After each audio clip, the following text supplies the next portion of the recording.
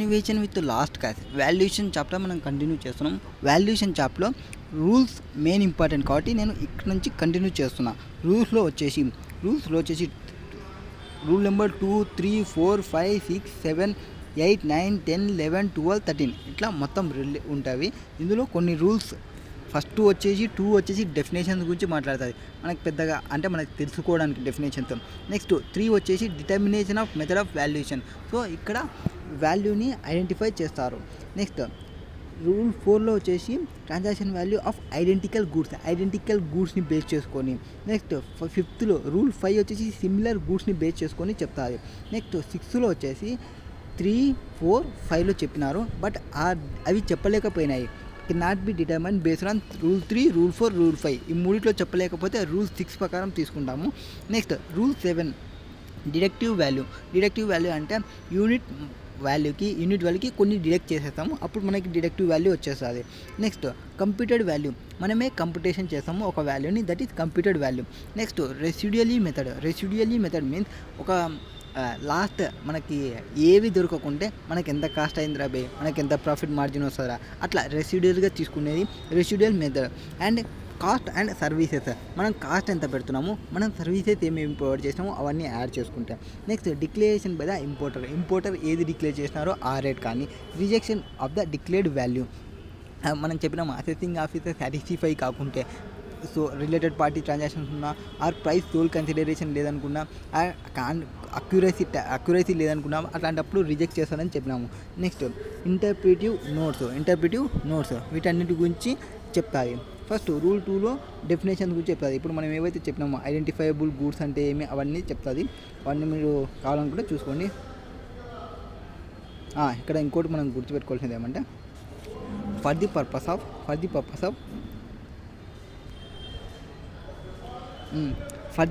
Of rules person should be deemed to be related only if, మనము related party ఉండకూడదు అని చెప్పినాము. Related party అని ఎప్పుడు అంటామంటే there are officers or directors of one another businesses, ఒక బిజినెస్లో డైరెక్టర్ ఆర్ ఆఫీసర్ ఎవరైతే ఉంటారో వాళ్ళని రిలేటెడ్ పార్టీ అంటాము, వాళ్ళ దగ్గర నుంచి ఏమన్నా తీసుకుంటే. Next they are legally recognised partners in business, officer or director or legally recognised partners in business, or employer and employees or persons directly indirectly owns, controls or holds 5% or more than outstanding voting stock or shares of them, both of them means control ఉండాలి and 5% hold ఉండాలి. ఇక్కడ control అంటే ఏమి, as per control అనేది ఇక్కడ ఏం చెప్పలేదు. Control అంటే మనం మ్యాక్సిమం ఒక మోర్ దెన్ 51% హోల్డింగ్ చేసుకుంటే అప్పుడు మనకి కంట్రోల్ ఉన్నట్టు చెప్తాము. అదే ఇక్కడ 5% చెప్తారు, జిఎస్టీలో అయితే 25% చెప్తారు. Next one of them directly or indirectly control the other, H or M అనేది ఉన్నారు, ఇద్దరు వచ్చేసి ఎస్ని కంట్రోల్ చేస్తుంటే, ఈ ఇద్దరులో హెచ్ అనే పర్సన్ ఎస్ని కంట్రోల్ చేస్తుంటే వాళ్ళు ముగ్గురు రిలేటెడ్ పార్టీ అయిపోతారు. నెక్స్ట్ హెచ్ ఎం వీళ్ళిద్దరు కలిసి ఎస్ని కంట్రోల్ చేస్తుంటే, థర్డ్ పర్సన్ ఎవరు ఎస్తో వాళ్ళని కంట్రోల్ చేస్తుంటే, అలాంటి కేసులో కూడా మనకి ప్రాపర్ ఆఫీసర్ ఇన్వాల్వ్ అవుతాడు. Next together they directly or indirectly control third person, అంటే హెచ్ ఎం వీళ్ళిద్దరు కలిసి కానీ హెమ్ సపరేట్గా కానీ హెచ్ సపరేట్గా కానీ ఎస్ని కంట్రోల్ చేస్తుంటే థర్డ్ పర్సన్కి, they are members of same family, ఒకటే ఫ్యామిలీలో మెంబర్స్ అయితే ఇట్లాంటి కేసులో ఎవరు అసెసింగ్ ఆఫీసర్ యాక్సెప్ట్ చేయకపోవచ్చు ప్రైసెస్ని అనమాట. Next person also includes legal persons అంటే లీగల్ పర్సన్స్ కూడా వచ్చేస్తారు. Next persons who are associated in the business of one another ఈ that one is the sole agent or sole distributor or sole concessions or however described of others shall be deemed to be related for the purpose of these rules if they fall within the criteria of these sub rules. Next in case of ఒక కేసులలో ఏం జరిగిందంటే it was held that customs authorities and tribunal can paid of the will of the respondent company to determine whether or not buyer and seller are related persons within scope of rule 2 clause 2 ఎర్తువల్ customs valuation. ఎవరు చూస్తారు, వాళ్ళు related పార్టీనా కాదా అనేది వీళ్ళు చూసుకుంటారు tribunal వాళ్ళు. First ఒక ఇల్లుస్ట్రేషన్ చూద్దాము. ఇల్లుస్ట్రేషన్లో ఏముందంటే first of all Mrs IAS Limited SSC imported certain goods at $20 per unit from an exporter who has holding 30% equity in the share of capital of import company. మనకి ఇక్కడ 30% చూసేదానికి మనకేమనిపిస్తుంది అంటే ఇక్కడ related person అంటే 5% చెప్పినాడు కదా. సో 5% చెప్పినాడు అంటే ఇక్కడ 30% ఉంది. సో వెంటనే వీళ్ళు రిలేటెడ్ పార్టీ అనే ఒక డైలమాలోకి వచ్చేస్తాము. బట్ నేను అక్కడ ఏం చెప్పినా నీకు కంపల్సరీ చెప్పిన. ఇక్కడ ఏం చెప్పినా నేను indirectly owns controls or holds 5% or more అవుట్ స్టాండింగ్ voting shares of both of them. Control ఉండాలి, హోల్డింగ్ ఉండాలి. కంట్రోల్ ఉండాలి అంటే మ్యాక్సిమం ఇన్వెస్ట్మెంట్ అనేది 50% మోర్ ఉంటే నీకు ఇన్వెస్ట్మెంట్ 50% మోర్ ఉంటే నీకు కంట్రోల్ ఉంటుంది. Only holding of 30% is not a control. So 30% equity షేర్స్లో నా ఇన్వెస్ట్మెంట్ ఉన్నంత మాత్రాన 30% నీకు కంట్రోల్ ఉన్నట్లు కాదు. ఫస్ట్ అది అరైజ్ కావాలి. మీరు ఆ 5%ని గుర్తుపెట్టుకుని 30% చూసేప్పటికే వెంటనే మైండ్లో రిలేటివ్ అని తెచ్చుకోకూడదు. Next subsequently the assessee entered into an agreement with the same importer the said goods in bulk at $14 per unit. So $20 ఉన్నది $14కి ఎంటర్ అయినాడు. ఎందుకు ఎంటర్ అయినా అంటే బల్క్ పర్చేస్ చేస్తున్నందుకు వానికి $14 ఇచ్చినా అంట. When the importer at the reduced price were affected percent to this agreement. Department ఏం చేసిందంటే రిజెక్ట్ ద ట్రాన్సాక్షన్ వైజ్. $20 ఉన్నది మీరు $14కి తీసుకున్నారు. అందులో మీకు 30% ఇన్వెస్ట్మెంట్ ఉంది కాబట్టి మీరు రిలేటెడ్ పార్టీ ట్రాన్సాక్షన్స్ ఉన్నప్పుడు నేను వాల్యుయేషన్ ఆఫీసర్ని నాకు రైట్ ఉంది రిజెక్ట్ చేసే రైట్ని. సో నేను $14 కాదు $20 పైన డ్యూటీ పే చేయండి అని చెప్తాడు. ఇప్పుడు డిపార్ట్మెంట్ కరెక్టా కాదా? Next relationship and completed assessment. వాళ్ళు ఏది బేస్ చేసుకున్నాడు? Influenced by the relationship and completed the assessment on the basis of transaction value of earlier import as under $20 per under rule 4 of customs valuations. So whether the department action is sustainable in law. So just ఆ 30% ఉంది అని relationship ఉందని చెప్తే కరెక్టా అంటే first of all correct కాదు. దానికి control లేదు అక్కడ. So no department action is sustainable అంటే no. First, the department action is not sustainable in law. Rule 2, Class 2 of Customs Valuations, Rule 2007 provide that person shall be deemed to be related if one of them are indirectly controls the other. The word control has not been defined under the said rules. Control is not defined. Okay, as per common balance we are going through common balance. Control is established when one enterprise holds at least 51%. When will establish the control? At least 51% of equity shareholding of other entity. So other ఎంటిటీలో 51% equity share holding ఉంటే అప్పుడు మనకి control ఉన్నట్లు చూసుకుంటాము. Next however in the instant case the exporter company held only 30%. Exporter company is holding only 30% of shareholding. So it is not controlling the other entity. Thus exporter company did not exercise control over the assets. So these two parties cannot be said to be related. That fact that assets had made bulk import. When మనం ఎప్పుడైతే bulk purchase చేస్తుంటే వాళ్ళు business increase చేసుకోవడానికి డిస్కౌంట్ని provide చేస్తారు. So bulk purchase చేయడం వల్ల నాకు రిడక్షన్ అయింది import price. The burden to prove under valuation lies in the revenue అదాటి వాళ్ళు చెప్పాలి. అంటే ఓన్లీ 30% కాకుండా వేరే రకంగా ఇండైరెక్ట్గా ఏమన్నా కంట్రోల్ ఉందనేది రెవెన్యూ వాళ్ళు ఏమైనా ప్రూవ్ చేస్తే అప్పుడు అతను $20 పైన పే చేస్తాడు. అంతవరకు అతను 14 పైన పే చేస్తాడు. Absence of any evidence from the department to prove under valuation the price declared by the assessee is acceptable. ఏదైతే అసెసీ చెప్పినాడో దాన్ని యాక్సెప్ట్ చేయాలి. లేదంటే నువ్వు ప్రూవ్ చేయాలి అతనికి ఇండైరెక్ట్ కంట్రోల్ ఉంది, అతను ఈ 30% కాకుండా వేరే రకంగా ఇండైరెక్ట్గా ఉంది, అంటే ఇంకొక అతని వైఫ్ వచ్చేసి ఒక 30% రిలేటివ్ ఉంది, అట్లా ఏదైనా ఇంకొక ఎవిడెన్స్ని తీసుకుని వస్తే అప్పుడు అతను రిజెక్ట్ చేసే ఛాన్సెస్ ఉంటాయి. అంతవరకు రిజెక్ట్ చేయకూడదు. అసెసీ ఏదైతే చెప్పినాడో దాని ప్రకారమే ట్యాక్స్ కలెక్షన్ చేయాలి. దట్ ఈస్ రిలేటెడ్ పార్టీకి సంబంధించినది. Next rule 3 determination of method of valuation. First వచ్చేసి రూల్ 3 వచ్చేసి మెథడ్స్ ఆఫ్ వాల్యుయేషన్. ఇక్కడ subject to rule 12 value of imported goods shall be transaction value adjusted in accordance with provisions of rule 10 ప్రకారం మనం adjustment చేసుకుంటాము. Rule 10 ప్రకారం adjustment చేసుకుంటాము. Okay, next ఇక్కడ ఏం చెప్తానంటే వాల్యూ ఆఫ్ ఇంపోర్టెడ్ గూడ్స్ ఉన్నప్పుడు shall be accepted provided that there is no restriction as to the disposition or use of goods by the buyer or other than restrictions అంటే ఏమి restrictions ఉండకూడదు.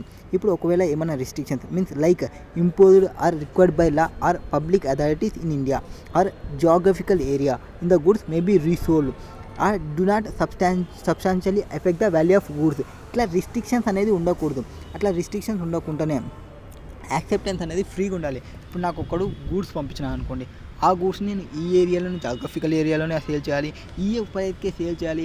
అట్లా చెప్తున్నప్పుడు maximum ఆ ప్రైస్ మాత్రమే తీసుకోవాల్సి వస్తుంది. అంతేకాని నా ఓన్ డెసిషన్ అనేది ఏముండదు.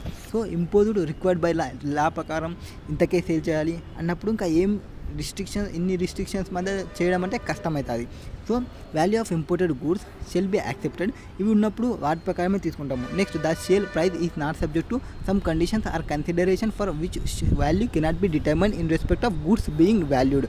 Next no part of proceeds of any subsequent resale, disposal or use of goods by the buyer will accrue directly or indirectly to the seller unless appropriate adjustment can be made. కొన్ని appropriate adjustmentsని చేయాలి. అంటే ఫ్రైట్స్ ఏమైనా ఉంటే add చేసుకోవడము, insurance ఏమైనా ఉంటే add చేసుకోవడము, అట్లాంటివి అనమాట. Next buyer and seller are not related. Buyer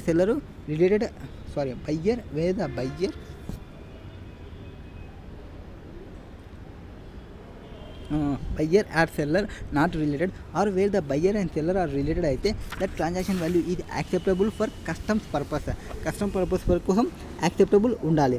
next where the buyer and seller related అయితే the transaction value shall be accepted provided that examination of the circumstances of the sale imported goods indicating the relationship did not influence the price. వాళ్ళ యొక్క relationship అనేది ప్రైస్ని influence చేయకూడదు.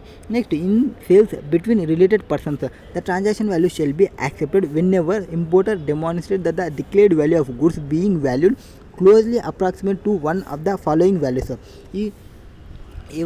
ఎప్పుడు చూసుకుంటామంటే ఒక related party transaction చేసినాం అనుకోండి, ఆ రిలేటెడ్ పార్టీ యొక్క ట్రాన్సాక్షన్స్ యొక్క వాల్యూ ఎట్లుండాలంటే కింద ప్రొవైడ్ చేసిన దానికి ఆల్మోస్ట్ క్లోజ్గా ఉండాలి. కింద ఏం ప్రొవైడ్ చేసినారు అంటే దాని యొక్క ఐడెంటికల్ గూడ్స్ తీసుకుంటే దగ్గర దాని రేట్ ఉండాలి, ఆర్ సిమిలర్ గూడ్స్ తీసుకుంటే దాని యొక్క రేట్ సిమిలర్గా ఉండాలి, ఆర్ డిడక్టివ్ వాల్యూ మెథడ్ తీసుకుంటే ఐడెంటికల్ గూడ్స్ తీసుకుంటే దాని వాల్యూకి దగ్గర ఉండాలి. ఇట్లా అంతేకాని నీకు మేజర్ డిఫరెన్స్ అనేది ఉండకూడదు. So the transaction value of identical goods or similar goods in sales to be unrelated buyers in India.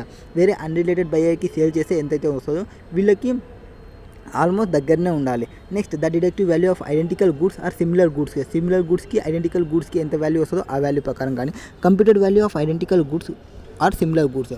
Next provided that in applying the rules used for comparison due account shall be taken demonstrated difference in the commercial level quantity level adjustments చేసుకుంటాము. So కొన్ని కేసుల్లో ఏం జరుగుతుంది, పైన చెప్పిన దానికి మనం adjustment చేయాల్సి వస్తుంది. ఒక్కోసారి క్వాంటిటీ డిఫరెన్స్ ఉందనుకోండి, అక్కడ 10,000 క్వాంటిటీ చేసినందుకు ఒక రేటు, నేను 1,000 క్వాంటిటీ చేసినందుకు ఒక రేటు ఉన్నప్పుడు అక్కడ క్వాంటిటీ అడ్జస్ట్మెంట్ చేసుకోవాల్సి వస్తుంది. అట్లా అడ్జస్ట్మెంట్ చేసిన తర్వాత వాల్యూని తీసుకుంటారు. Next substitute values shall not be established under the provisions of the class B of this rule. Next, if value cannot be determined under the provisions of sub-rule 1, value shall be determined by proceeding substantially through rule 4(9). ఈ రూల్లో కన్నా మనం determine చేయలేకపోతే next 4 నుంచి 9 వరకు ఎక్కడో ఒక చోట వేస్తాము. సో ఇది జనరల్ రూల్ అనమాట 3 అనేది. సో ఏం చెప్తారంటే transaction value is rejected under 12, rule 12లో రిజెక్ట్ చేసినారు. Or transaction value not available, transaction value ఎక్కడ లేకుంటే, ఆర్ రిజెక్టెడ్ ఇన్ రూల్ 12లో రిజెక్షన్ చేస్తే అప్పుడు మనం ఏం చేయాలంటే వాల్యూ లేనప్పుడు ఆర్ రిజెక్ట్ చేసి ఉంటే determine rule under rule 4 to 9, rule 4 నుంచి 9 వరకు. రూల్ 4 నుంచి 9 వరకు ఎట్లుంటాయి అంటే ఐడెంటికల్ గూడ్స్ ఉన్నప్పుడు, సిమిలర్ గూడ్స్ ఉన్నప్పుడు, deductive value, computed value, residual value, ఇట్లా రూల్ 4 నుంచి 9 వరకు ఒక సీక్వెన్స్లో పోతాము. ఆర్ అది రాకుంటే అప్లై రూల్ 3. ఆ రూల్ 3ని అప్లై చేసుకుంటూ transaction value adjusted in accordance with rule 10. అంటే పైన వచ్చే వాల్యూస్ కన్నా రాకుంటే, పైన చెప్పే రూల్స్ ప్రకారం కన్నా రాకుంటే 4 to 9లో రూల్స్లో మీకు అసెసబుల్ వాల్యూ రాకుంటే రూల్ 3కి రండి. రూల్ 3లో కొన్ని అడ్జస్ట్మెంట్స్ ఏమైనా ఉంటే ఆ అడ్జస్ట్మెంట్ని చేసుకోండి అని చెప్తారు. సో ఇప్పుడు నాకు రూల్ 4లో ఏం చెప్తారు అంటే, ఫస్ట్ ఆఫ్ ఆల్ రూల్ 4లో ఏం చెప్తారంటే transaction value of identical goods, transaction value of identical rules. ఇక్కడ ఏముంటాయంటే first of all imported goods అనేది ఉండాలి, కంపల్సరీగా ఇంపోర్టెడ్ గూడ్స్ అనేది ఉండాలి. Subject to the provision shall be transaction value of identical goods sold for export to India and imported at or about the same time, వేరే goods ఏవైతే నేను తీసుకుంటున్నానో assessable value collect చేయడానికి ఆ రోజు అదే డేట్కి అదే టైంకి ఆల్మోస్ట్ ఆ టైంకే ఉండాలి. Transaction value of identical goods at the same commercial level అయి ఉండాలి. Next such transaction value shall not be value of goods provisionally assessed under section 18. అది నెక్స్ట్ తీసుకుంటాము. నెక్స్ట్ ట్రాన్సాక్షన్ వాల్యూ అనేది ఇక్కడ కమర్షియల్ లెవెల్ ఉండాలి. నేను కమర్షియల్ లెవెల్ తీసుకుంటుంటే and substantially same క్వాంటిటీలో తీసుకోవాలి. ఒకవేళ ఏమవుతుందంటే ఒక్కొక్క కేసులో నేను కమర్షియల్ పర్పస్, నేను ఇంకొక పర్సన్ వచ్చేసి చారిటీ పర్పస్ ప్రొవైడ్ చేస్తున్నాను, సేమ్ డేట్కి ఉంది. ఇట్లా మేము ఇద్దరం నా ఐడెంటికల్ ప్రోడక్ట్స్ అవుతావా, ఐడెంటికల్ రేట్ అవుతుంది అంటే no, they is not in commercial, I am not in charity. So ఇట్లా కంపేర్ చేయకూడదు. అవతల పర్సన్ కూడా కమర్షియల్ లెవెల్లో ఉండాలి, సబ్స్టాన్షియల్లీ సేమ్ క్వాంటిటీ సేల్ చేయాలి. నేను 10,000 సేల్ చేసింటే ఆ 10,000 అతను కూడా ఇంపోర్ట్ చేసి ఉండాలి, నేను 10,000 ఇంపోర్ట్ చేసింటే అతను కూడా 10,000 ఇంపోర్ట్ చేసి ఉండాలి. ఈ ఇంపోర్ట్ చేసేది కూడా మళ్ళీ సింపుల్గా కాదు. ఎట్లుండాలంటే transaction value of identify goods for import to India, import అయి ఉండాలి. Next imported at or about the same time has the goods being valued. నేను హెచ్ పర్సన్, ఎం పర్సన్ ఇద్దరం ఒకటేసారి తీసుకొని ఉండాలి సేమ్ టైంకి. అట్లాంటప్పుడే నా వాల్యూ చెప్పలేకపోతే ఆమె వాల్యూ నేను తీసుకుంటామన్నమాట. Next identical goods should be sold at the same commercial level and substantially the same quantity, and if sold at different commercial level quantity then adjustment to be made. So ఒకవేళ నేను ఇక్కడే నా ఇల్లు వచ్చేసి సికి దగ్గర ఉంది, ఆమె ఇల్లు వచ్చేసి సికి దూరం ఉంది. సో కొంతవరకు ట్రాన్స్పోర్టేషన్ కాస్ట్ వస్తుంది. అట్లా ట్రాన్స్పోర్టేషన్ కాస్ట్ని యాడ్ చేసుకుంటే చాలు. ఆర్ నేను 10,000 గూడ్స్ తీసుకున్నా, ఎం అనే పర్సన్ ఒక 15,000 క్వాంటిటీ తీసుకుంది. సో మాకు క్వాంటిటీ డిఫరెన్స్ ఉంది కాబట్టి క్వాంటిటీ సేమ్ టైంకే తీసుకున్నాము. క్వాంటిటీ యొక్క అడ్జస్ట్మెంట్ చేసి వాల్యూని కనుక్కోవాలి. Next adjustments to be made on account of difference in distance. నేను చెప్పినా కదా, ఆమెకి డిఫరెన్స్ ఉంది హెచ్కి ఎంకి, and means transportation used for import of identical goods. Or in case of more than one transaction ఉంటే ఇక్కడ హెచ్ ఎం మా యొక్క వాల్యూస్ చూసుకుంటే, ఆర్ ఇంకొక పర్సన్ చూసుకుంటే ఎస్ అనే పర్సన్ ఉంది, ఇంకొక పర్సన్ తీసుకుంటే సి అనే పర్సన్ ఉంది, ఇంకొక పర్సన్ తీసుకుంటే జి అనే పర్సన్ ఉన్నారు. ఒక్కొక్కరికి ఒక్కొక్క రేట్స్ ఉన్నాయి. ఆర్ మాకి ఐడెంటికల్ గూడ్స్కి ఒక్కొక్కరికి ఒక్కొక్క రేట్ ఉంటే ఏ రేట్ తీసుకోవాలంటే ఎవరి దగ్గర అయితే తక్కువ రేట్ ఉందో, ఎవరి దగ్గర అయితే లోయెస్ట్ వాల్యూ ఉందో ఆ రేట్ని నేను తీసుకోవాలి. ఇది రూల్ 4 ప్రకారం చెప్పేది. రూల్ 4 ఏమి, వాల్యూ ఆఫ్ ఐడెంటికల్ గూడ్స్ అంటే గూడ్స్ని ఇంపోర్ట్ చేసి ఉండాలి, సేమ్ ఫిజికల్ ఫీచర్ క్వాలిటీ అన్నీ సేమ్ ఉండాలి, అండ్ సేమ్ కంట్రీ నుంచి ఉండాలి, సేమ్ టైంకి రావాలి, అండ్ కమర్షియల్ నేచర్లో ఉండాలి, సబ్స్టాన్షియల్లీ సేమ్ ఉండాలి, సేమ్ ప్రొడ్యూస్ చేసి ఉండాలి. అప్పుడు ఐడెంటికల్ గూడ్స్ యొక్క వాల్యూ తీసుకుంటాము. ఒకవేళ డిఫరెంట్ రేట్స్ ఉంటే లోయెస్ట్ ఏ ఉందో ఆ వాల్యూ మనం తీసుకోవాలి ఐడెంటికల్గా దగ్గరకున్న వాల్యూకి. నెక్స్ట్ రూల్ 5లో ఏం చెప్తారు అంటే similar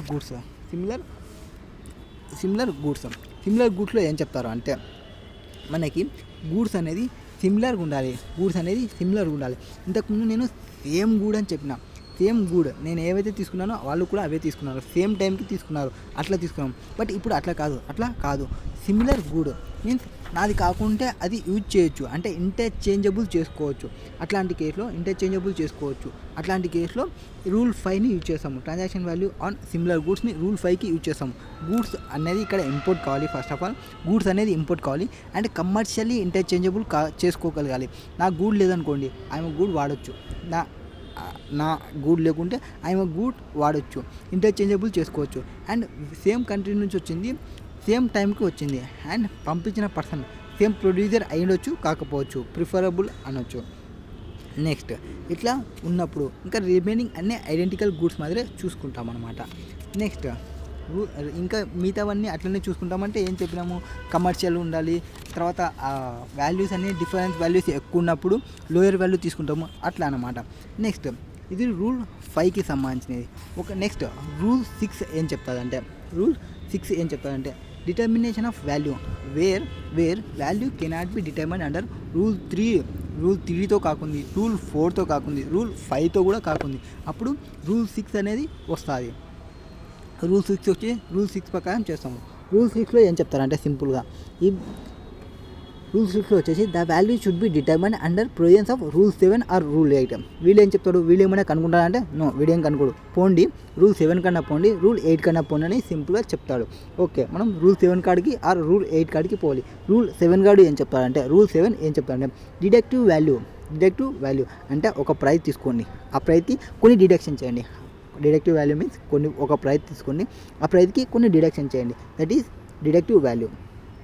What is there means first, subject to the provisions of rule 3, if the goods being valued are identical or similar imported goods are sold in India. First rule 5 కానీ rule 3లో కానీ rule 4 కానీ rule 5 ప్రకారం అంటే identical goods, similar goods, imported goods ఏవైతే ఉన్నావో వాటి యొక్క same ఆ వాల్యూస్ని తీసుకోండి. కండిషన్స్ ఇంపోర్టెడ్ అన్నీ ఓకే అయితే declaration for determining the value of presented. The value of imported goods shall be based on the unit price. దాని యొక్క యూనిట్ ప్రైస్ తీసుకోండి, తీసుకోండి. At which the imported goods or identical or similar goods are sold in the greatest aggregate quantity to person. So నేను 10,000 ఉంది, ఆమె 15,000 ఉంది. ఇట్లా కాకుండా మీరు ఏం తీసుకోండి అంటే ఒక్క యూనిట్కి ఎంత అవుతుంది, నాకు ఎంత అవుతుంది ఒక యూనిట్కి, ఆమెకి ఎంత అవుతుంది ఒక యూనిట్కి తీసుకొని అన్రిలేటెడ్ బైలో at the first commercial level of importation. అంటే ఎవరు ఫస్ట్ చేసింటారు, నేను చేసిన కదా. సో నా వాల్యూ తీసుకుంటాము, నా వాల్యూ కూడా ఏం తీసుకుంటాము, ఓన్లీ యూనిట్ వాల్యూ తీసుకుంటాము. ఆ యూనిట్ వాల్యూకి కొన్ని లెస్ చేసేయాలి. ఏం లెస్ చేయాలి అంటే ఎయిదర్ కమిషన్లు, selling expenses and profit made in connection with imported goods అవి తీసేయడము. Next transportation, insurance, associated cost with in ఇండియాలో ఉన్నటివి అవి లెస్ చేసేయాలి. Next custom duties, sale tax, other taxes levied in India వాటిని కూడా తీసేయాలి. ఇది డిడక్టివ్ వాల్యూ మెథడ్. ఏం చేసినాము, యూనిట్ ప్రైస్ తీసుకుంటాము. అట్ విచ్ ఇంపోర్టెడ్ గూడ్స్కి ఒక యూనిట్ వాల్యూ అంటే ఐడెంటికల్ కానీ సిమిలర్ ఇంపోర్టెడ్ గూడ్స్ కానీ have sold in the greatest aggregate quantity, that is at which the greatest number of units are sold. అంటే unrelated బయర్కి ఎవరికైతే గ్రేటెస్ట్గా సేల్ చేసినామో దాని యొక్క ఒక్క యూనిట్ వాల్యూ తీసుకుంటాము. ఆ యూనిట్ వాల్యూని తీసుకొని దాని నుంచి కమిషన్లు, సెల్లింగ్ ఎక్స్పెన్సెస్, ప్రాఫిట్స్, తర్వాత ఇన్ కనెక్షన్ విత్ గూడ్స్ వాటికి సంబంధించి తీసేస్తాము. అండ్ ఇండియాలో పెట్టిన expenditure like transportation, insurance, associated expenses and custom duties, sale tax, other taxes levied in India ఇవన్నీ లెస్ చేసిన తర్వాత వచ్చే వాల్యూ డిడక్టివ్ వాల్యూ. ఇది రూల్ 7(1) చెప్తుంది. నెక్స్ట్ రూల్ 7(2) ఏం చెప్తుంది అంటే మనకి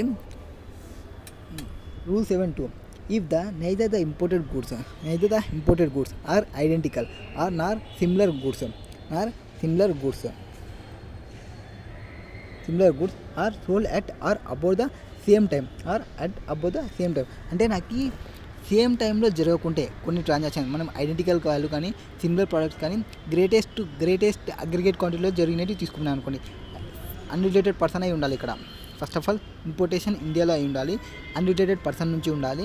అండ్ సేమ్ టైంకి లేకుంటే రూల్ 7(2) ప్రకారం తీసుకోవాలి. రూల్ 7(2) ప్రకారం ఏం తీసుకోవాలంటే ఎర్లియస్ట్ డేట్లో ఆఫ్టర్ ఇంపోర్టేషన్లో బట్ బిఫోర్ ఎక్స్పైరీ ఆఫ్ 90 డేస్లో మనం తీసుకోవాలి. అది రూల్ 7(2) చెప్తుంది. ఇక్కడ చెప్తా చూడండి, similar goods are sold in India at the earliest date after importation but before the expiry of 90 days after such importation. So same డేట్కి లేనప్పుడు అప్పుడు సేల్ వాల్యూ నాకు సేమ్ డేట్కి లేకుంటే క్వాంటిటీ వైజ్గానే నేను తీసుకొని రిమైనింగ్ లెస్ చేద్దాం అనుకుంటే ఆ రోజుకి నాకు లేవనుకోండి ఎర్లియస్ట్ డేట్కి తీసుకోవాలి. ఎర్లియస్ట్ డేట్ అంటే ఏమి, best before expiry of 90 days after such importation చేసిన తర్వాత వితిన్ 90 days లోపల సేమ్ ట్రాన్సాక్షన్స్ ఏమన్నా పట్టుకుంటే ఆ ట్రాన్సాక్షన్ యొక్క యూనిట్ వాల్యూ తీసుకొని యూనిట్ వాల్యూ నుంచి నేను ఏం తీసేయాలి, మళ్ళీ కమిషన్లు, selling expenses, profits, transport, insurance అవన్నీ లెస్ చేయాలి. ఇది రూల్ 7(2)లో చెప్తుంది. ఓకే, రూల్ 7(2) ఎప్పుడు సేమ్ టైంకి లేకుంటే. రూల్ 7(3) ఏం చెప్తారంటే ఏం చెప్తారంటే సోల్డ్ యాజ్ సచ్ దట్ ఈ conditions in which imported imported చేస్తున్నప్పుడు అంటే నాకు సేమ్ డేట్స్కి ఉన్నాయి. సోల్డ్ యాజ్ సచ్ అంటే వాళ్ళు చెప్పిన ఏమన్నా కండిషన్ పెట్టి నాకు ఇంపోజిషన్ చేస్తుంటే అట్లాంటి కేసులో ఏం తీసుకోవాలంటే sold in the greatest aggregate quantity, ఎవరైతే హైయెస్ట్ వాల్యూలో సేల్ చేసింటారో వాళ్ళ యొక్క వేస్ని తీసుకొని నేను క్యాలిక్యులేషన్ తీసుకుంటాను అనమాట. ఇది రూల్ 7కి సంబంధించినది. నెక్స్ట్ రూల్ 8 ఏమంటే కంప్యూటెడ్ వాల్యూ అంటే మనం కంప్యూట్ చేయాలి. మనం ఏం కంప్యూట్ చేయాలంటే కంప్యూటేషన్ చేయాలంటే గూడ్స్ అనేది ఉండాలి. గూడ్స్ అనేది produced the imported goods, value of material or cost produced the imported goods, దానికి కాస్ట్లు ఏమైనా అవుతావో and as usual profit margin ఏమైతే వస్తావో ఆర్ ఏమన్నా కాస్ట్ అంటే ట్రాన్స్పోర్టేషన్, ఇన్సూరెన్స్, హ్యాండ్లింగ్ అవి ఉంటాయి కదా, అవన్నీ యాడ్ చేసుకోవాలి.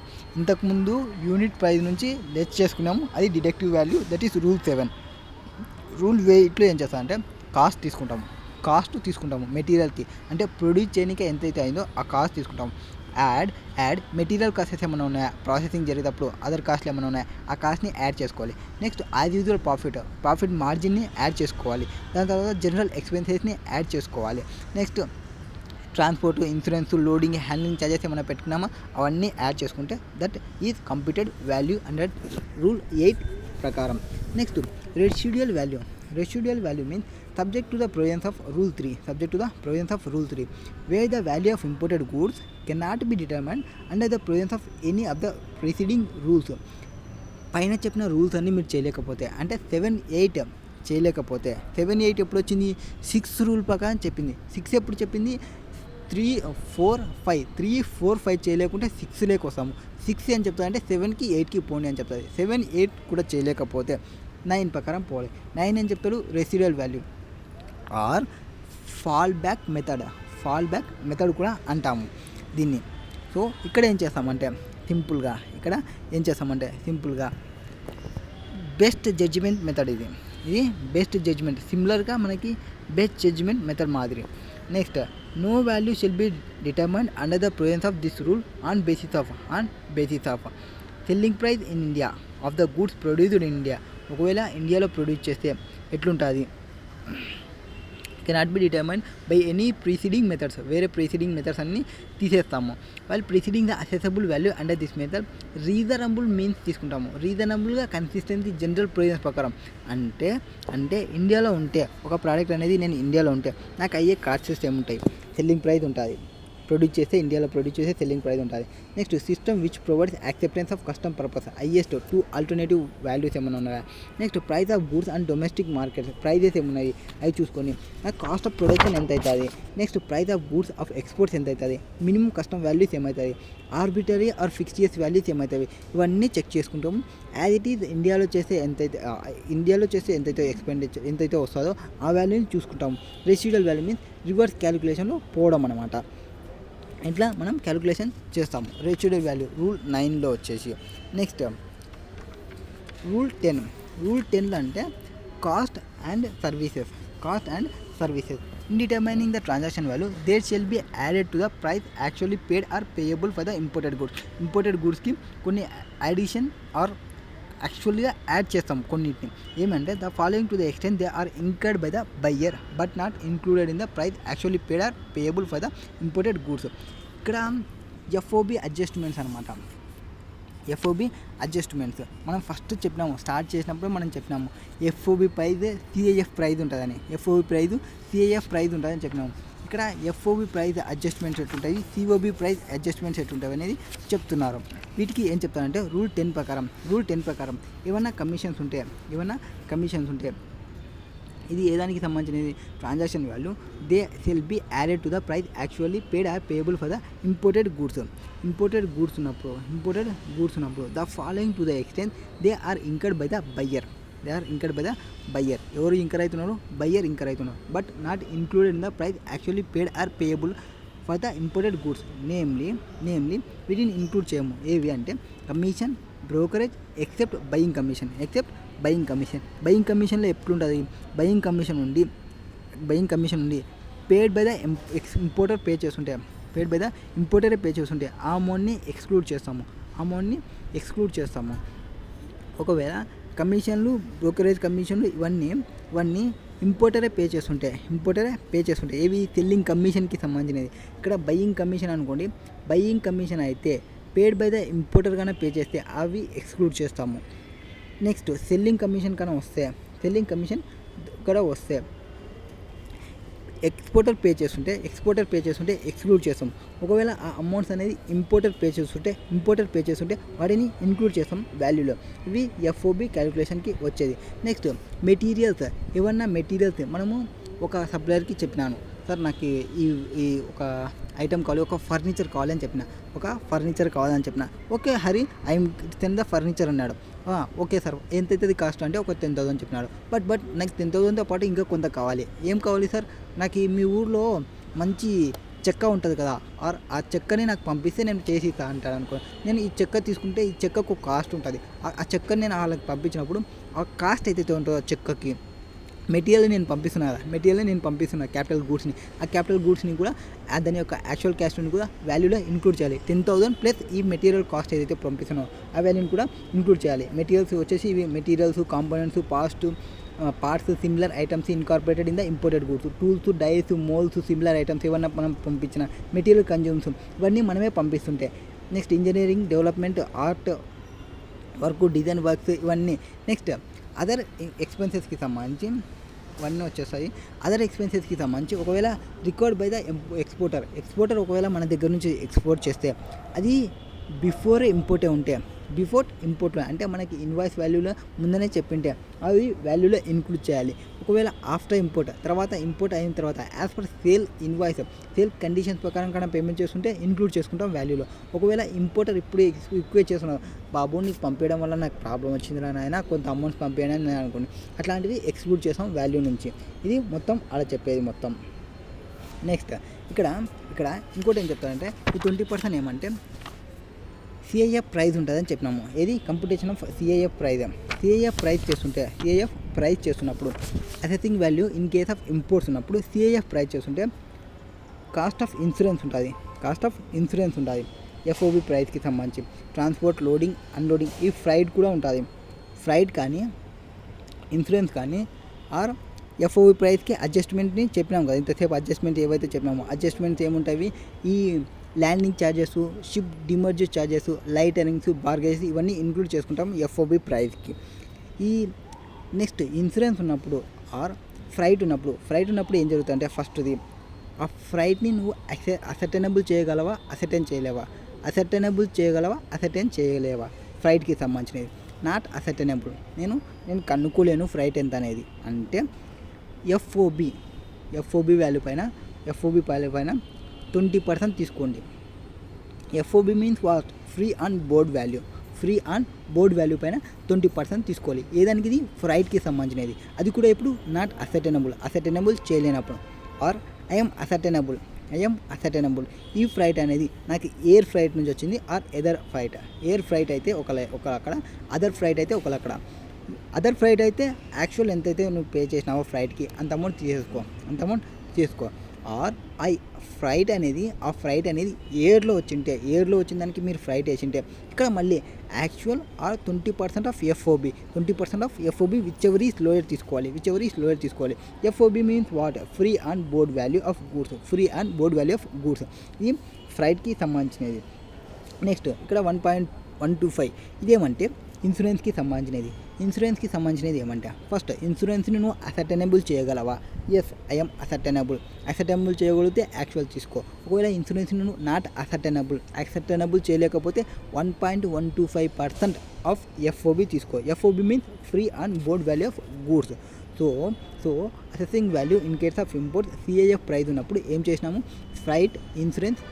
ఫ్రైట్ అయితే అసర్టైన్ చేయగలిగితే అసర్టైనబుల్, నాట్ అసర్టైనబుల్ అయితే డైరెక్ట్ 20% ఆఫ్ ఎఫ్ఓబి. అసర్టైన్ చేయలేనప్పుడు అది ఎయిర్ నుంచి వచ్చిందా అంటే గాల్లో వచ్చిందా ఆర్ నార్మల్గా వచ్చిందా? నార్మల్ వచ్చింటే నార్మల్ వాల్యూ యాక్చువల్గా ఎంత పే చేసినామో అంత తీసుకో. ఒకవేళ అది గాల్లో వచ్చింటే ఎయిర్ ఫ్రైట్ అయితే actual or 20% of FOB whichever is lower తీసుకో. నెక్స్ట్ ఇన్సూరెన్స్ వచ్చేసి అసర్టైనబుల్ చేయగలవా? యాక్చువల్ తీసుకో. అసర్టైనబుల్ చేయలేవా? 1.125% ఆఫ్ ఎఫ్ఓబి. అసర్టైనబుల్ అంటే ఏమి, ఇన్వాయిస్లో నేను ఐడెంటిఫై చేయగలను దిస్ ఈజ్ ఈ అమౌంట్ నేను ఎంతైతే పే చేసినానో ఆ అమౌంట్ అనేది ఇన్సూరెన్స్కి సంబంధించినది, ఆ అమౌంట్ అనేది ఫ్రైట్ కానీ నేను అసర్టైనబుల్ చేయగలిగితే అది అసర్టైనబుల్ అవుతుంది. అంటే నేను ఐడెంటిఫై చేయగలను ఒక ఇన్వాయిస్లో. ఇవి అక్కడ ఉన్నది 20%, 1.125% అంటే. Next illustration number 2.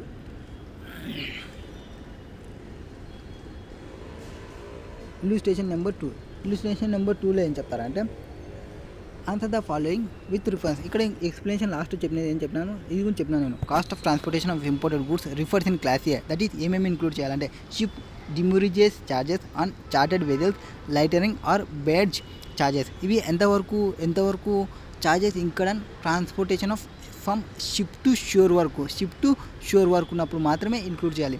Ship to shore వరకు మాత్రమే పే చేయాలి. ఒకవేళ నేను లేట్ అయింది, సో నాది లేట్ అయినందుకు నేను డిమర్జ్ ఛార్జెస్ పే చేస్తున్నా, అప్పుడు నేను ఇంక్లూడ్ చేసుకోవాలా? నో, అవసరం లేదు, పే చేయాల్సిన అవసరం లేదు, అట్లా అనమాట. Next answer the following with reference to the provisions of section 14 of customs act 1962 and rules made thereunder. So what is there? What shall be the value if the price rises of the imported goods in international market between the date of contract and date of actual importation but importer pay the contract price. మనము import price అంటే మనం ఏం చెప్పినాము, ఫస్ట్లో starting చెప్పేటప్పుడు చెప్పిన import price means what it actually paid or payable by the person importer. Paid or payable actually paid or payable అది ఏదైతే ఉందో అది వాల్యూగా తీసుకుంటామని చెప్పినారు. ఇక్కడ ప్రైస్ నేను మార్నింగ్ ఒక రేటు, ఈవినింగ్ ఒక రేటు ఉంటుందని చెప్పినాను. నేను మాట్లాడుకున్న రేట్ ఏది? ఆ రేటు. నేను యాక్చువల్లీ పేయబుల్ ఎంత? ఆ రేటు మాత్రమే తీసుకుంటాను. సో ఇక్కడ కాంట్రాక్ట్ ప్రైస్ ఏదైతే ఉందో కాంట్రాక్ట్ ప్రైస్నే తీసుకుంటాము. So no problem, date of కాంట్రాక్టే తీసుకుంటాము. Next whether the payment of post importation process is included in the value if the same is related to imported goods and is conditions of sale of the imported goods. వీటికి include చేసుకుంటామంటే ఇంక్లూడబుల్లే అవి. Post importation ఉన్నప్పుడు కూడా value of goods అనేది related to imported గూడ్స్కి అయితే and కండిషన్స్ని satisfy చేసే వాటిని కూడా మనం ఇంక్లూడ్ చేసుకుంటాం, ఆ ఎక్స్పెండిచర్ని కూడా. ఇప్పుడు ఆన్సర్ చూడండి. First answer, the value of imported goods or export goods is the transaction value which means price actually paid or payable for the goods, where contract has been entered into. The transaction value shall be contract value ఎప్పుడైతే enter అయినామో అది transaction value shall be the price stated in the contract unless it is not legally accepted. ఒకవేళ అది legally accepted చేయకుంటే assessing officer reject చేస్తాడు.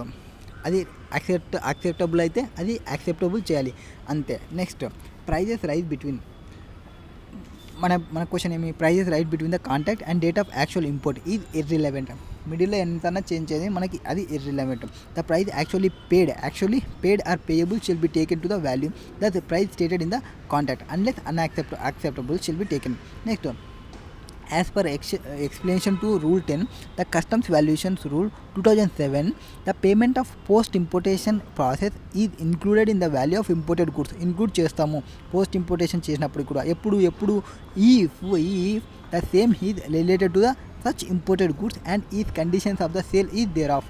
Condition ఉంటే ఇన్వాయిస్లోనే చెప్పినారు, నీకు ఆడ దాకా వస్తుంది, ఆడ దాకా వచ్చిన తర్వాత నువ్వే పెట్టుకోవాలని వాళ్ళు ముందనే ఇన్వాయిస్ ఇచ్చేటప్పుడే చెప్పింటే అట్లాంటి కేసులో ఆ వాల్యూని కూడా ఇంక్లూడ్ చేసుకోవాలి. Next declaration by the importer ఏం చేయాలి? డిక్లరేషన్ చేయాలి. The importer or is agent shall furnish. ఏమేమి ఫర్నిష్ చేయాలి అంటే ఇన్ఫర్మేషన్ని declaration disclosing full and accurate details relating to the value of imported goods. ఎంతైతే ఇంపోర్ట్ చేసుకుంటామో దాని యొక్క అక్యురేట్ వాల్యూని ప్రొవైడ్ చేయాలి, ఫుల్గా డిస్క్లోజ్ చేయాలి. Next any other statement information or document including an invoice the manufacture producer of imported goods where the goods are imported from through person other than manufacture నుంచి purchase చేసుకుంటుంటే వాళ్ళ యొక్క డీటెయిల్స్ని provide చేయాలి. Considered necessary by the proper officer for determining the value imported goods under this law. Next, nothing contained in this rule shall be construed or restricted or calling into questions right proper officer ki right undi. Evari proper officer ki right undi. Evanduku restrict cheyanika gaani call cheyadaniki gaani edaina questions ni call cheyadaniki to satisfy himself as the truth and accuracy. ఇది నేను స్టార్టింగ్లోనే చెప్పిన, truth and accuracy ఉండాలి. ఏది మన చేసే statement కానీ information కానీ డాక్యుమెంట్స్ కానీ declaration presented for valuation purpose కోసం. Next the purpose of customs act 1962 related to confiscation penalties and prosecution shall apply cases where wrong declaration or wrong information or wrong documents furnish చేస్తే మనకి penalties arise అవుతాయి కస్టమ్స్లో కూడా. Next rule 12లో ఏం చెప్తారంటే rule 11లో ఏం చేసినారు, declaration by the importer. Rule 11 ప్రకారం declaration provide చేసినారు. ఇంపోర్టర్ డిక్లరేషన్ చేసిన తర్వాత రూల్ 12 ప్రకారం ఆ డిక్లేర్ చేసిన వాల్యూని రిజెక్ట్ చేయొచ్చు. ఎవరు? Proper officer. ఎప్పుడు రిజెక్ట్ చేస్తాడు? Has reason to doubt of truth and accuracy of value declared in relation to any imported goods. He may ask the importer of such goods to furnish further information. అతను ఏం చేయొచ్చు? Further information provide చేయమని అడగవచ్చు. Next including documents or other evidence and if after receiving such further information or in absence of response. అంటే మనం అడిగిన వెంటనే information provide చేయొచ్చు, ఇన్ఫర్మేషన్ ప్రొవైడ్ చేయకపోవచ్చు. ఇన్ఫర్మేషన్ ప్రొవైడ్ చేసిన దాని ప్రకారం ఫాలో అవుతాడు. ఇన్ఫర్మేషన్ ప్రొవైడ్ చేయకుంటే the proper officer still has reasonable doubt about truth or accuracy. మనం ప్రొవైడ్ చేసిన తర్వాత కూడా వాళ్ళకి డౌట్ ఉంటే it shall be deem that transaction value of such imported goods cannot be determined under the provisions of sub rule 1 of rule 3 at the request of importer. అంటే ఇప్పుడు ఏం చేస్తారు, ఇంకా నీది తప్పు అని నేను చెప్తున్నాను అనుకోండి, ఇంపోర్టర్ ఏమంటాడు, నాతో కాదు నువ్వే చేసిరా అని చెప్తాడు. అప్పుడు proper officer shall intimate the importer in writing the grounds of doubting the truth and accuracy of values declared in relation to imported. అంటే మీ ఏదాని పర్పస్ మీరు రిజెక్ట్ చేస్తున్నారనే చెప్పాలి. అంటే రిలేషన్షిప్ ఉన్నప్పటికి ఆర్ పర్సన్స్ సోల్ కన్సిడరేషన్ లేదన్నప్పటికీ ఆర్ మీ యొక్క సేమ్ పర్సెంట్ వేరే కాంపిటీటర్ హైయెస్ట్ ప్రైజ్ని కోట్ చేస్తున్నారు. ఇట్లాంటివన్నీ అతనికి ప్రొవైడ్ చేసి అతనికి ఒక ఆపర్చునిటీని ప్రొవైడ్ చేయాలి. Opportunity of being before taking final decision చేసేకముందు. Next removal of doubts. మీకు ఏమైనా డౌట్స్ ఉంటే ఆ డౌట్స్ని రిమూవల్ చేయడానికి it is hereby declare that ఏం చెప్పినా అంటే this rules by itself does not provide method of determination in value providing mechanism. ఇక్కడ మనం ఏవైతే రూల్స్ చెప్పినామో రూల్స్ 4 నుంచి 9 వరకు రూల్స్ చెప్పినాము. ఆ రూల్స్ని ఇవి ఒక్కటే కాదు రూల్స్ అంటే. ఇక్కడ only reasonable doubt that declared value does not represent the transaction value where declared value is rejected. The value shall be determined by proceeding sequentially in accordance with rule 4 to 9. మనం చెప్పినది వాల్యూని reject చేసినప్పుడు సీక్వెన్షియల్గా పోతాడు 4 to 9కి. 4 to 9కి ఎట్లా పోయింది అంటే 4లో ఏం చెప్తారు, ఐడెంటికల్ గురించి చెప్తారు. 5లో ఏం చెప్తారు, సిమిలర్ గుడ్స్ గురించి చెప్తారు. 6లో ఏం చెప్తారు, 7కి 8కి పోండి అని చెప్తారు. 7లో ఏం చెప్తారు, డిడక్టివ్ వాల్యూ గురించి చెప్తాడు, డిడక్టివ్ మెథడ్ గురించి చెప్తాడు. 8లో ఏం చెప్తాడు, కంప్యూటర్ మెథడ్ గురించి చెప్తాడు. 8 కాకుంటే 9 ప్రకారం రమ్మంటాడు. 9లో ఏం చెప్తాడు, 9లో ఏమన్నా వాల్యూ చెప్తారా? నో, 9లో వాల్యూ వచ్చేసి ఏం చెప్పరు అనుకుంటా. 9లో వచ్చేసి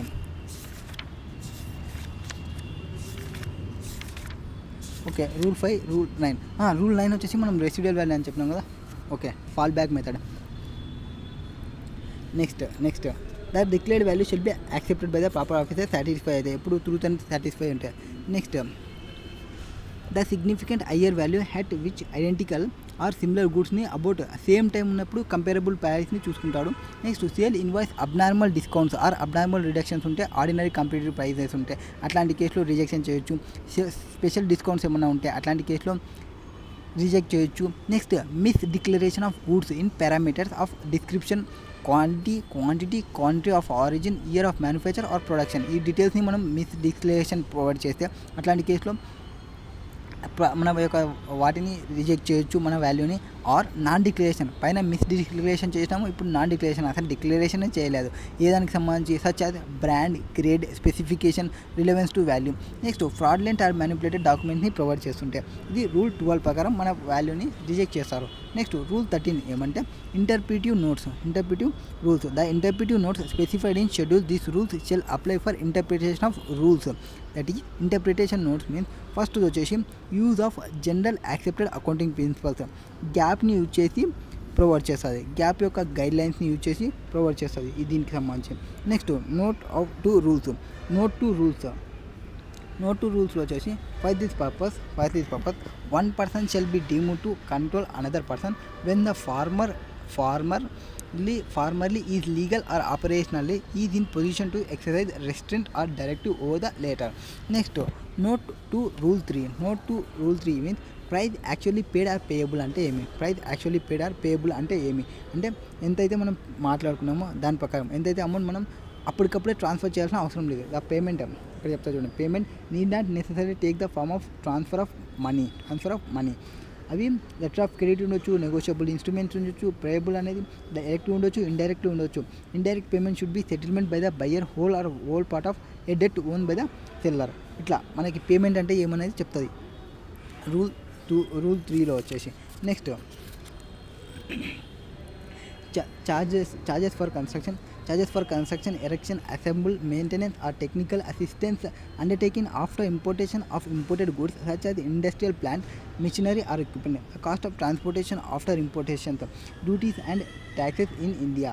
next prices actually paid or payable refers to price of imported గూడ్స్కి సంబంధించి. The flow of dividends or other payments from the buyer to the seller does not relate to the imported goods are not part of the custom value. So dividends or other payments వీటిని మనం include చేయకూడదు imported గూడ్స్కి వాల్యూకి చేయకూడదు. ఏవి dividends ఏమైనా ఉంటే. Next rule 3A2 ప్రకారం అవేం పెద్దగా రాదు. నెక్స్ట్ రూల్ 3 అదేం రాదు. Rule 3 closely approximately noted 4 rule 4 sale అనేది సేమ్ కమర్షియల్ దానికి ఉండాలి, అవి చెప్తారు. నెక్స్ట్ హ్యావింగ్ సేల్ వచ్చేసి ఓకే రూల్ 4 ఏం రాదు. Rule 5 note to rule 5. Rule 5లో ఏం చెప్తారు, ప్రాపర్ ఆఫీసర్ తీసుకుంటాడు, ఎక్కడైతే పాసిబుల్ ఉంటుందో అవన్నీ చెప్తారు. నెక్స్ట్ రూల్ 7లో వచ్చేసి యూనిట్ ప్రైజ్ అంటే రూల్ 7లో నేను ఏం చెప్పినాను, యూనిట్ ప్రైస్ తీసుకుంటాము దానికి కొన్ని డిడక్షన్ చేస్తాము, అది డిడక్టివ్ మెథడ్ కదా, కొన్ని డిడక్షన్ చేస్తామని చెప్పిన. యూనిట్ ప్రైస్ ఎట్లా తీసుకుంటాం అనేది ఇక్కడ చెప్తారు. యూనిట్ ప్రైస్ ఎట్లా తీసుకుంటామంటే sale of quantity 1 to 10 units, unit price వచ్చేసి 100. Number of sales 10 sales of 5 units, 5 sales of 3 units. ఇట్లాంటి కేసులో total quantity sold at each price 10 into 5 ఎంత అవుతుంది, 50 అవుతుంది. 5 into 3 15 అవుతుంది. So 65 rupees total quantity sold at each price 65 rupees తీసుకుంటాము. So నేను ఒక ఈచ్ క్వాంటిటీకి ఎంత తీసుకుంటాను, 65 రూపీస్ తీసుకుంటాను ఈచ్ ప్రైజ్ టోటల్ క్వాంటిటీకి సంబంధించినది.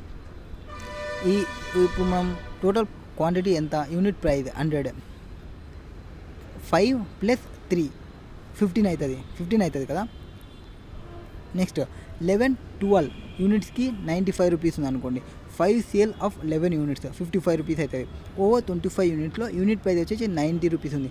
1 sale 30 units, 1 sale 50 units, so 80 rupees అవుతుంది. ఇక్కడ హైయెస్ట్ రేంజ్లో ఎవరు సేల్ చేసినారు, హైయెస్ట్ గ్రేట్ నెంబర్లో ఎవరు చేసినారు యూనిట్స్లో అంటే 80 రూపీస్. ఏదైతే 80 రూపీస్ ఉందో అది తీసుకుంటాము.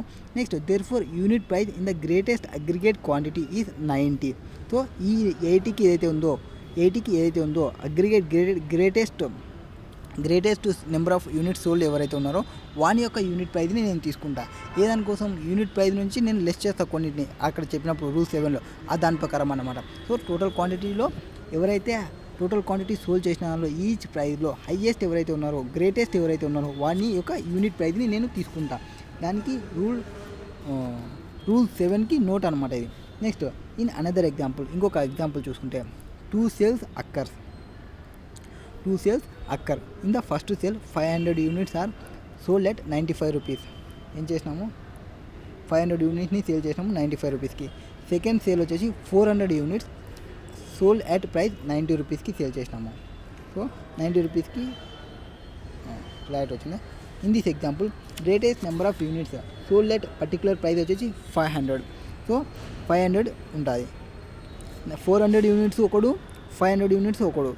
500 యూనిట్స్ యొక్క ప్రైస్ 95 రూపీస్, 400 యూనిట్స్ యొక్క ప్రైస్ 90 రూపీస్. ఇప్పుడు 500 యూనిట్స్ 400 యూనిట్స్ గ్రేటెస్ట్ అంటే ఏమి 500 యూనిట్స్ అవుతుంది. సో నేను 500 యూనిట్స్కి సంబంధించిన యూనిట్స్ ప్రైస్ 500 యూనిట్ క్వాంటిటీ ఎవరైతే సేల్ చేసినారో 500 క్వాంటిటీ ఎవరైతే సేల్ చేసినారో వాని యొక్క యూనిట్ ప్రైస్ని నేను తీసుకుంటా. నెక్స్ట్ థర్డ్ ఎగ్జాంపుల్ ఏం చెప్తారంటే, third example would be the following situation where various quantities are sold at various ప్రైజెస్లో సేల్ చేస్తుంటాయి. 40 యూనిట్స్ని వచ్చేసి 100 రూపీస్, 30 యూనిట్స్ అంటే ఒక్కొక్క యూనిట్ రేట్స్ ప్రకారం యూనిట్స్ ఉంటాయి. 40 యూనిట్స్ వచ్చేసి 100 రూపీస్, 30 యూనిట్స్ వచ్చేసి 90 రూపీస్, 15 యూనిట్స్ చేస్తే 100 రూపీస్, 50 యూనిట్స్ చేస్తే 95 రూపీస్. ఇట్లా టోటల్ క్వాంటిటీస్ అనేది డిఫరెంట్ ఒక్కొక్క క్వాంటిటీకి ఒక్కొక్క రేట్ని మెయింటైన్ చేస్తున్నాను అనుకోండి, ఒక్కొక్క రేట్ని మెయింటైన్ చేస్తున్నాం అనుకోండి. Total quantity sold 65 units sold చేసిన, 50 యూనిట్స్ సోల్డ్ చేసిన, 60 యూనిట్స్ సేల్ చేసిన, 25 యూనిట్స్ సేల్ చేసిన. ఇట్లా 25 యూనిట్స్ సేల్ చేసినప్పుడు ఇక్కడ హైయెస్ట్ క్వాంటిటీ సోల్డ్ ఎంత? 65 అనేది నాకు greatest number of units sold. 65 దగ్గర నేను greatest number of sold. So దాని యొక్క యూనిట్ ప్రైస్ ఎంత ఉంది? 90 రూపీస్ ఉంది. ఆ 90 రూపీస్ని నేను యూనిట్ ప్రైస్గా తీసుకుంటా. For the purpose of calculation rule 7 ప్రకారం, రూల్ 7లో తీసుకుంటే అది రూల్ 7కి సంబంధించి నోట్. నెక్స్ట్ రూల్ 7లో ఏమేమి ఎక్స్పెండిచర్ యాడ్ చేస్తామనేది అక్కడ మళ్ళీ చెప్తారు, అవన్నీ చూసుకోండి. ఆల్రెడీ మనం చెప్పేసినాము. Next note to rule 8. Rule 8కి సంబంధించి నోట్ అంటే ఏం పెద్ద ఉండదు, జనరల్ ఎక్స్పెన్సెస్ అన్నీ లెస్ చేసుకుంటామని చెప్తాము, ఇది ఏముండదు. నెక్స్ట్ రూల్ 9కి సంబంధించినది రెసిడ్యూయల్ మెథడ్ అని చెప్పినాం కాబట్టి ఇదేముండదు. ఇందులో కొన్ని ఎగ్జాంపుల్స్, రీజనబుల్ ఫ్లెక్సిబిలిటీ అంటే ఏమి అనేది మనకు తెలియాలి. Some examples of reasonable flexibility are as follow. ఫస్ట్ది ఐడెంటికల్ గూడ్స్ అంటే ఏమి, సిమిలర్ గూడ్స్ అంటే ఏమి, డిడక్టివ్ మెథడ్ అంటే ఏమి. Identical goods means should be imported at about the same time. First ఒకటి సేమ్ టైం అనేది ఉండాలి. Next valued could be flexible interpreted. Identically imported goods produced in the country other than country for exportation of goods. అంటే maximum same country ఉండాలి, country కూడా same time ఉండాలి, same country నుంచి రావాలి. And value could be based on for customer valuation. Customs value of identical imported goods already determine under provisions of rule 7, rule 8 could be used. So 9 కోసం ఏవి use చేయాలి? Rule 7లో ఏవైతే provide చేస్తామో value, are rule 8లో ఏవైతే value provide చేస్తామో ఆ వాల్యూని తీసుకోవాలి. ఆ వాల్యూని తీసుకొని అడ్జస్ట్మెంట్స్ని తీసుకోవాలి. నెక్స్ట్ సిమిలర్ గూడ్స్లో వచ్చేసి similar goods should be imported at or about the same time. ఇక్కడ కూడా సేమ్ టైం ఉంటుంది. Being valued could be flexible interpreted. Similarly imported goods produced in country other than country of exportation of goods being valued be basis of same customs valuations. So ఇక్కడ కూడా same country అనేది ఉండాలి. Next custom values of similar imported goods already determine అంటే rule 7, rule 8 ప్రకారం calculation చేసి ఉండాలి. Next deductive మెథడ్లో the requirement that goods shall have been sold in the condition. ఒకవేళ కండిషన్స్ ఉంటే ఇంపోర్టెడ్లో కండిషన్ ఉంటే రూల్ 7(1)ని could be flexibly imported. And that 90 days requirement ఉంది కదా, ఇది మనకి అట్ ది సేమ్ టైం మనం ఇంతవరకు మనం ఏం చెప్పినాం, సేమ్ టైం ఉండాలని చెప్పినాము. సేమ్ టైం లేనప్పుడు నేను ఏం చెప్పినా, ఒక 90 days టైం లోపల ఉంటుందని చెప్పిన కదా, ఆ 90 days అనేది ఫ్లెక్సిబిలిటీ అనమాట. నెక్స్ట్ రూల్ 10కి సంబంధించి నోట్స్ డైరెక్ట్ 4th పాయింట్లోకి వచ్చేయండి. 4th పాయింట్లో ఏం చెప్తారు అంటే, illustrative above the importer provide the producer with moulds to be ఇవి మనం ఏం చెప్పినాము, నేను చెక్కను పంపిస్తున్నా, ఆ చెక్కను కూడా ఇంక్లూడ్ చేసుకోవాలని చెప్పినా కదా. సేమ్ అట్లనే ఇక్కడ ఏం చెప్తారు అంటే, పర్సన్ ఉన్నాడు, ఆ పర్సన్ ఐటమ్ని పర్చేజ్ చేయమన్నాడు, ఐటమ్ని మ్యానుఫ్యాక్చర్ చేసి ఇవ్వమంటే ప్రొడ్యూసర్ ఏం చేసినాడు, మోల్స్ని తీసుకున్నాడు. ఎవరి దగ్గర నుంచి? పర్సన్ దగ్గర నుంచే. To be used in the production of the imported goods and contacts with him to buy 10,000 units. By the time of arrival of the first shipment 1,000 units, the producer has already produced 4,000 units. The importer may request the proper officer of customs to apportion the value of moles over 1,000 units, 4,000 units or 10,000 units. ఇట్లా divide చేసుకుంటారు. Next rule 10B, అది ఏమన్నా వస్తుందా, అది దానికి సంబంధించి notes. అది 10C 10(3) అది ఏం పెద్ద ఇంపార్టెంట్ ఏం కాదు, ఇవన్నీ నోట్స్ అనమాట. మనం ఇవన్నీ ఇంతవరకు ఏవైతే రూల్స్ చెప్పుకున్నామో ఆ రూల్స్లో నేను సింపుల్గా ఎక్స్పెన్సెస్ ఉంటాయని చెప్పినాను కదా, ఏ ట్రాన్స్పోర్ట్ ఎక్స్పెన్సెస్, ఇంటర్నేషనల్ ఎక్స్పెన్సెస్, ఆ ఎక్స్పెన్సెస్ ఉంటాయని చెప్పినాను కదా. ఆ ఎక్స్పెన్సెస్కి సంబంధించిన గురించి మళ్ళీ బైఫర్గేషన్ చేసి చెప్తుంది. Next computation of freight and insurance, ఇది గురించి చెప్పినా నేను. ఫ్రైట్ అండ్ ఇన్సూరెన్స్ ఎట్లా, ఫ్రైట్ ఉన్నప్పుడు 20% ఆఫ్ FOB తీసుకోవాలా, అసెటనబుల్ నాట్ అసెటనబుల్ చెప్పేది. ఆర్ ఇన్సూరెన్స్ అయితే 1.125% తీసుకోవాలని చెప్పిన. ఓకే, ఇది కూడా కంప్యూటేషన్ చెప్పేసినాము. Next treatment of transshipment cost అంటే ట్రాన్స్షిప్మెంట్ కాస్ట్ అనేది మనకి ఇంక్లూడ్ చేయాలి. ట్రాన్సిట్ కాస్ట్ని ఇంక్లూడ్ చేయకూడదు. అంటే ఇక్కడ మీకు ట్రాన్సిట్ గురించి తెలియాలి. ట్రాన్స్షిప్ అంటే వేరు, ట్రాన్సిట్ అంటే వేరు. ఫర్ ఎగ్జాంపుల్ నేను ఒక పర్సన్ని, నేను ఒక పర్సన్. నాకు ఈ గూడ్స్ అనేది వస్తున్నాయి. ఎక్కడి నుంచి వస్తున్నాయి? ఫర్ ఎగ్జాంపుల్ వేరే వేరే కంట్రీ నుంచి వస్తున్నాయి. వేరే కంట్రీ నుంచి వస్తున్నాయి. నా ఏరియాకి డైరెక్ట్ రాకున్నాను అనుకోండి. ఫర్ ఎగ్జాంపుల్ నేను చెన్నైలో ఉన్నా. నాకు గూడ్స్ డైరెక్ట్ రాకుండా ఫస్ట్ అవి ముంబైలో కొన్ని గూడ్స్ ఉన్నవి. ముంబైలో గూడ్స్ని అన్లోడ్ చేసి చెన్నైకి వస్తుంది షిప్ అనేది. సో కంట్రీ వచ్చేసి other side country, maybe other side country అంటే యూఎస్ఏ కంట్రీ అనుకోండి. యూఎస్ఏ కంట్రీ ఇప్పుడు ఎట్లా వస్తుంది? యూఎస్ఏ కంట్రీ ఫస్ట్ ముంబైకి పోతుంది. ముంబై తర్వాత నా దగ్గరకు వస్తుంది. మొత్తం సీలోనే జరుగుతుంది. అక్కడ ముంబైలో కొంత అన్లోడ్ చేసుకొని ఇక్కడ వస్తుంది. ఇట్లా జరుగుతాయి మ్యాక్సిమం. ఫస్ట్ ఆఫ్ ఆల్ ఇట్లా జరుగుతుంది కదా. ఇట్లా జరిగేటప్పుడు ఇక్కడ ట్రాన్స్షిప్మెంట్ ఛార్జెస్ అంటే ఏమి అంటే, first of all other country నుంచి ముంబైకి వచ్చింది, ముంబై నుంచి చెన్నైకి వస్తుంది. సో అక్కడ 10,000 ఒక 1,00,000 యూనిట్స్ ఉన్నాయి అనుకోండి. ఆ షిప్లో వచ్చేసి 1,00,000 యూనిట్స్ ఉన్నాయి. 1,00,000 యూనిట్లో ఒక 60,000 యూనిట్ని ముంబైలో అన్లోడ్ చేసింది. మళ్ళీ ఆ షిప్ డైరెక్ట్గా నా దగ్గర వస్తుంది. ఆ షిప్లో ఎంత ఉన్నాయి? 40,000 ఉంది. ముంబై నుంచి చెన్నైకి వస్తుంది. That is goods in transit. ఇంకా నా దగ్గర రాలే, నేను చెన్నైలో ఉన్నా కాబట్టి. సో చెన్నైలో నా దగ్గర వచ్చేంత వరకు అవి గూడ్స్ ఇన్ ట్రాన్సిట్ అవుతుంది. ఆ ట్రాన్సిట్లో నేను ఏమైనా ఛార్జెస్ పే చేస్తే, అంటే ఏమైనా ఛార్జెస్ అవసరమైతే ఆ 40,000కి సంబంధించి అవి ట్రాన్సిట్ అవుతుంది. ఒకవేళ ఆర్ గూడ్స్ అనేది యూఎస్ఏ నుంచి ముంబైకి వచ్చినాయి. అక్కడ ముంబైలో 60,000 గూడ్స్ని అన్లోడ్ చేసినారు. తర్వాత నాకేం చెప్తున్నా అంటే, సార్ మా సర్వీస్ అనేది ఓన్లీ ముంబై వరకే ఉంది, మీరు కావాలనుకుంటే ఇక్కడే వచ్చి తీసుకోండి అన్నాము. ఆర్ మేము ఇంకో షిప్కి పంపిస్తున్నాము, ఆ షిప్కి పేమెంట్ చేసుకోండి అని చెప్తాము. ఇప్పుడు ముంబై నుంచి నాకు గూడ్స్ వస్తాయి. ఇది ట్రాన్స్షిప్మెంట్. అక్కడ షిప్ చేంజ్ అవుతుంది. నేను అక్కడ ఏవైతే పేమెంట్ చేస్తానో, ఏదానికోసం పేమెంట్ చేస్తున్నా, ట్రాన్స్షిప్మెంట్ కోసం నేను పేమెంట్ చేస్తున్నా. That is transshipment. ట్రాన్సిట్ అంటే సేమ్ బోట్ నాకు గూడ్స్ తీసుకొని వస్తుంటే ట్రాన్సిట్లో ఉందని చెప్తా. బోట్ చేంజ్ అయింది, సో ఇప్పుడు నేను పేమెంట్ చేయాలి. ట్రాన్స్షిప్మెంట్ కోసం నేను పేమెంట్ చేస్తున్నా. ట్రాన్స్షిప్మెంట్ కోసం మీరు పేమెంట్ చేస్తే అవి ఎక్స్పెండిచర్ అనేది అలో చేస్తారు. Next, levy of social welfare surcharges and imported goods 10% calculation చేస్తాము. Next, levy of agriculture infrastructure and development cess on imported goods. Agriculture infrastructure development cess has been levied and notified import goods at a specified రేట్లలో తీసుకుంటాము. Next, valuation of goods cleared for 100% EOU to debit from where the sale to DTA is effected to consignment agents. Next, determination of assessable value in case of sales warehouse goods before cleared for home consumption. Home కన్జంప్షన్కి ముందరనే తీసుకుంటుంటే ఇట్లాంటి కేసులో clarification ఎట్లా ఇస్తారు అంటే, ఏమంటే ఇక్కడ whether the assessable value of warehouse goods which are sold before being cleared for home consumption. ఏదానికోసం ఏవైతే మనం assessable value of warehouse goods which are sold before cleared for home consumption తీసుకోకుండా ముందరనే సేల్ చేసినాం. Should be taken as price at which the original importer sold the goods bill of entry for home consumption is filed.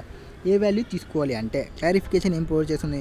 Section 14 ప్రకారం of customs act provide that value of imported goods ఇది the transaction value of imported goods. మనం ఏమైతే import చేసుకున్నామో దాని యొక్క value ఉంటుంది కదా, అది ట్రాన్సాక్షన్ వాల్యూగా తీసుకుంటాం. ట్రాన్సాక్షన్ వాల్యూ ఆఫ్ గూడ్స్ ఇది వాల్యూ ఆఫ్ ఇంపోర్టెడ్ గూడ్స్ ఇది the transaction value of goods. Transaction value is defined in mean of price actually paid or payable for the goods when sold for export to India for delivery at the time of and place of importation. నుంచి. So in the incident కేసులో the goods are sold after being వేర్ హౌస్లో జరిగిన తర్వాత and therefore it cannot be said that export of goods is not completed. Export of goods complete కాలేదని చెప్పకూడదు. And the sale warehouse goods cannot be consider has sale for export to India అని చెప్పకూడదు. So hence price at which the imported goods are sold after warehousing them in India does not qualify to be transaction value as per section 14 ప్రకారం. Next illustration however ఇక్కడ ఏం జరుగుతుందంటే it may be noted that section 380 of custom tariff act 1975 specifically provide that where goods deposited, గూడ్స్ని ఎక్కడ deposit చేసినాము, deposited వేర్ హౌస్లో deposit చేసినాము అండర్ ద ప్రొవిజన్స్ యాక్ట్. అక్కడ నుంచి are sold to any person before clearance for own consumption or export under the said act, the value of such goods for the purpose of calculation IGST that is integrated tax shall be higher of last transaction value or initial import value whichever is higher తీసుకుంటాము.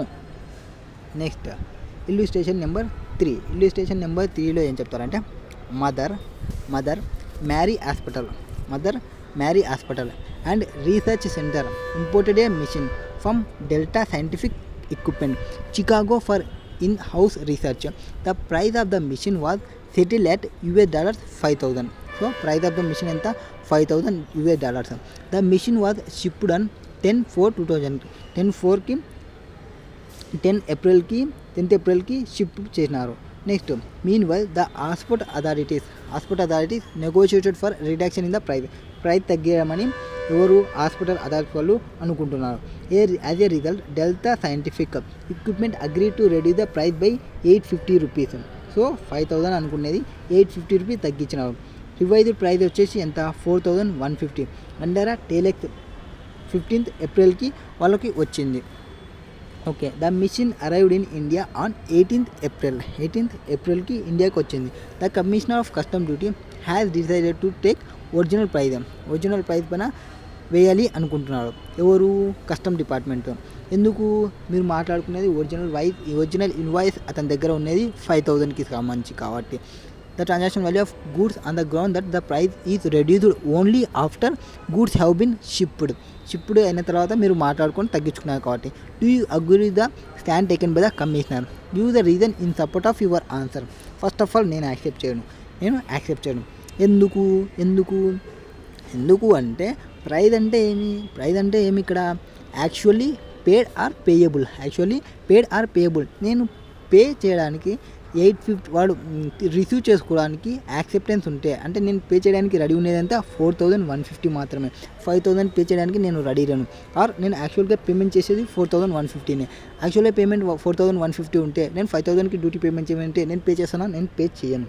So first of all no, the commissioner approach is not correct. Commissioner approach అనేది correct కాదు. As per section 14 of customs act the transaction value అంటే ఏమి, transaction value of goods is the price actually paid or payable for the goods at the time of and place of importation. At the time and place of importation. Further, Supreme Court in the case of Garden Silk Mills versus UAE has held that importation gets complete.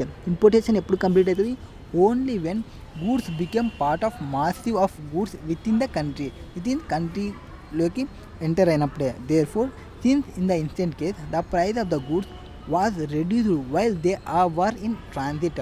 అంటే ఇక్కడ ఇండియాలోకి రాకముందుకే prices అనేది change అయినాయి కాబట్టి import అనేది complete కాలేదు.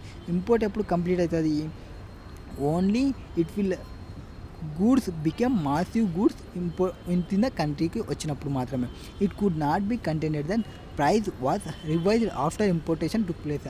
మొత్తం price అనేది importation జరిగిన తర్వాత జరిగిందని చెప్పకూడదు. మొత్తం ఒకవేళ ఇక్కడ గూడ్స్ వచ్చేసినాయి, వేరే హౌస్లో పెట్టుకున్నాము, వాళ్ళు రాసుకున్నారు, ఇప్పుడు చేంజ్ చేసుకుంటున్నారు అంటే అట్లాంటి కేసులో అయితే చేంజ్ చేసుకున్నారని చెప్పొచ్చు. అంతేకాని అక్కడ స్టార్టింగ్లో ఒక పేమెంట్ చేసి పంపిస్తున్నారు, మిడిల్లో వస్తున్నప్పుడే వాళ్ళు మాట్లాడుకుంటే that is not a after importation అని చెప్పకూడదు. Hence good should be valued as per reduced price which was price actually paid at the time of ఇంపోర్టేషన్కి నేను ఎంతైతే పే చేయడానికి రెడీగా ఉన్నానో దానిపైన డ్యూటీ అనేది రివ్యూ చేస్తాము. అంతముంటే ఆ పర్సన్ రిసీవ్ చేసుకుంటూ ఉండాలి. Next, A had imported goods from Finland due to deep drought at the port. Such goods were not taken to the jetty in the port but were unloaded at the out anchorage. The charges incurred for such unloading and anchoring, jet charges, barriers, small boats for 1,35,000. A claim that such charges for part of the loading and unloading charges and should be deemed to the included in CIF value of such goods made under rule 10(2)(b. So ఏం చెప్తున్నానంటే నేను ఆ వాల్యూస్ని నేను ఏవైతే damages value pay చేస్తున్నానో unloading loading charges వాటిని నేను ఇంక్లూడ్ చేయాలనుకుంటున్నా. ఇంక్లూడ్ చేసుకోవచ్చా అంటే ఇంక్లూడ్ చేసుకోవడానికి రాదు. ఎందుకంటే ఫస్ట్ ఆఫ్ ఆల్ రూల్స్ ఏం చెప్తుంది, as per rule 2DA place of importation అంటే ఏమి? Place of importation means the custom stations includes ఏమేమి ఇంక్లూడ్ అయితే కస్టమ్ స్టేషన్లో customs international ports, customs port, warehouses, ఇవన్నీ కస్టమ్ స్టేషన్స్ ఇంక్లూడ్ అవుతాయి. The goods are bought from being cleared for home కన్జంప్షన్కి రావాలి or is being removed from deposited in warehouse. So గూడ్స్ని డైరెక్ట్గా wear house home consumption కన్నా తీసుకోవాలి are వేర్ హౌస్లోనే పెట్టాలి. Therefore the outer anchored charges where the goods are unloaded would not be place of importation. Goods ఏవైతే unload చేయలేదో would not be place for importation. Next rule 10(2)(a stipulate that for the purpose of customs 14 of Customs Act 1962 and valuation rules, value of imported goods shall be the value of such goods. Value of importation goods means value of such goods and shall include cost of transport, loading, unloading and handling charges associated with the delivery of imported goods to the place of importation వరకు నేను ఏవైతే expenditure పెట్టుకున్నానో loading, unloading, handling charges ఇవన్నీ నాకు cost లేకే వస్తాయి, అంటే value లేకే వచ్చేస్తాయి. Therefore in case where the big mother vessel cannot enter into the harbour for any reason and goods are brought to the docks by small vessels like barrages, the cost incurred by the importer for bringing the goods to the landmass or place of consumption, such bad charges will also be included in the cost of transportation. So a claim అనేది correct కాదు.